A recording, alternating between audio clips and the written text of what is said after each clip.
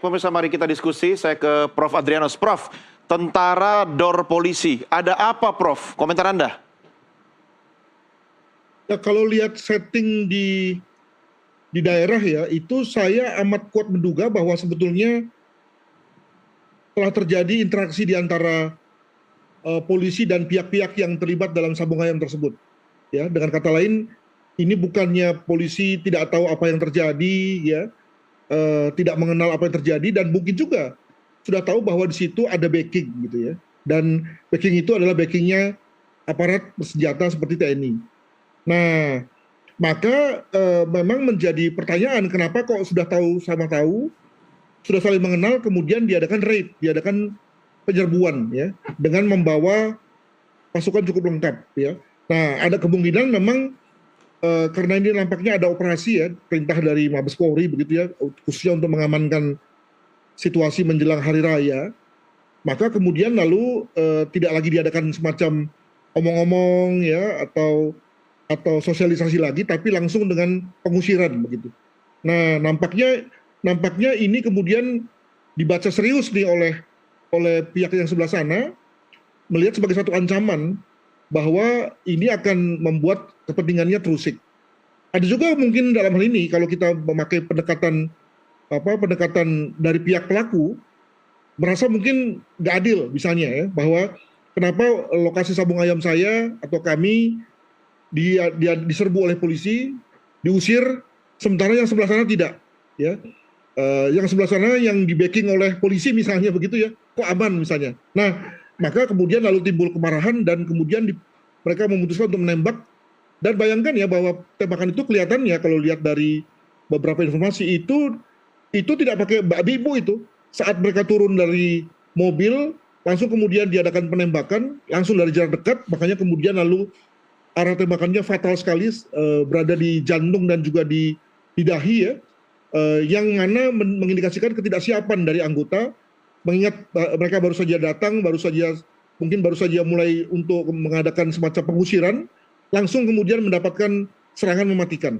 Nah, jadi menurut saya menarik nih untuk mengetahui kenapa si anggota ini memutuskan untuk melakukan satu tembakan yang mematikan, padahal sebetulnya ada situasi di antara mereka yang saya duga tahu sama tahu ya tentang Ya. apa yang terjadi, apa yang ada di sana. Demikian. Kalau tahu sama tahu, kenapa saling serang ya, Prof? Ya, analisa sederhana Anda sampai hari ini dengan melihat kondisi seperti itu, apakah ada yang salah satu pihak kemudian merasa terancam, area atau lahannya terganggu oleh pihak yang lain, sehingga kalau dor di kepala atau di dahi, Prof, itu kok saya bacanya itu marah banget ya, atau ada kebencian di situ ya, Prof ya?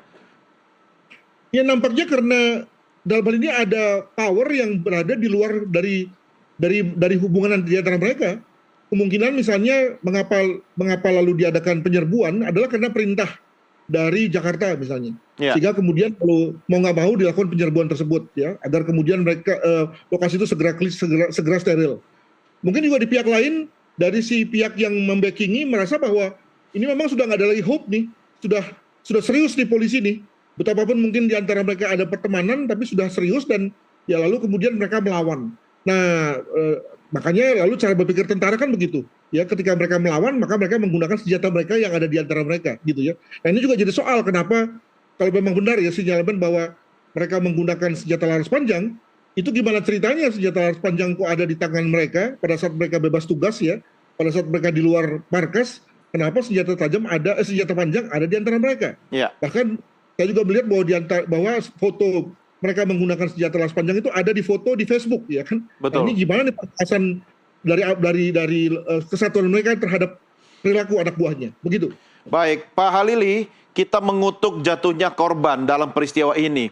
Tetapi saya bingung harus bersikap bagaimana ketika korban itu ternyata jatuh dari tangan aparat kita juga. Anda melihat seperti apa, Pak Halili? Ya, pertama kita mesti mengutuk keras ya penggunaan kekerasan, apalagi penembakan yang mengakibatkan hilangnya nyawa. Dan itu dilakukan oleh aparat. Jadi penembakan aparat terhadap aparat itu suatu yang tidak bisa kita benarkan, 100% harus kita kutuk, dan itu saya kira bukan saja berkenaan dengan hilangnya nyawa pada satu bagian, tapi pada bagian yang lain kita harus mengatakan bahwa sesama mereka itu aparatur negara gitu. Jadi negara yang sebenarnya punya atau mengalami kerugian besar dalam konteks ini, sehingga kalau kita minta negara untuk hadir, saya kira ya itulah konteksnya. Betapa ini sebenarnya kasus yang rumit, serius gitu ya.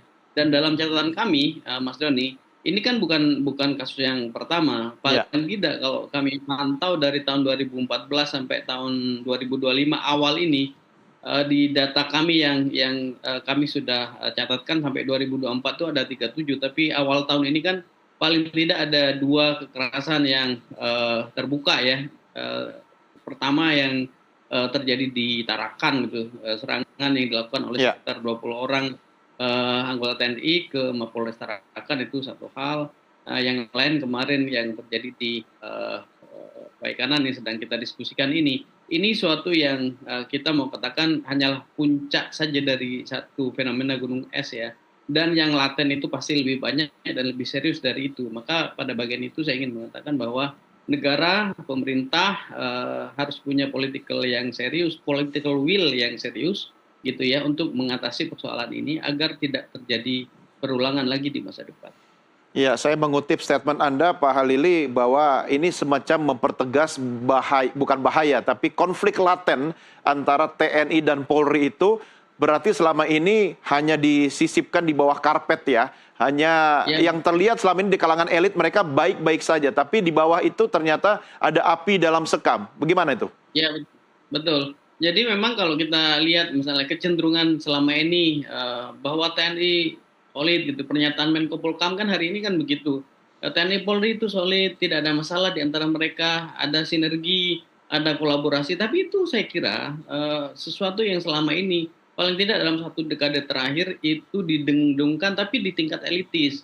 Di begitu banyak baliho-baliho itu kita lihat misalnya aparat TNI pejabatnya itu bergandengan tangan, berpelukan, bahkan mengekspresikan salam komando yang sama dengan pejabat tinggi di Polri. Itu suatu yang simbolik. Tetapi di data kami itu begitu banyak kasus terjadi pada soal-soal yang sebenarnya tidak berkaitan dengan hal-hal yang selama ini menjadi concern kita. Misalnya soal perebutan otoritas, banyak kasus yang itu sangat trivial, misalnya berkaitan dengan ketersinggungan, konflik pribadi, bahkan ada juga penyerangan penggunaan kekerasan oleh aparat terhadap aparat yang lain, TNI Polri, TNI ke Polri atau Polri ke TNI, itu sebaliknya gitu ya. Itu yang disebabkan oleh hoax, itu banyak terjadi. Artinya sebenarnya tensi ini itu sudah ada saya kira di antara 2 lembaga negara ini, di antara TNI, Polri, aparat kita ini,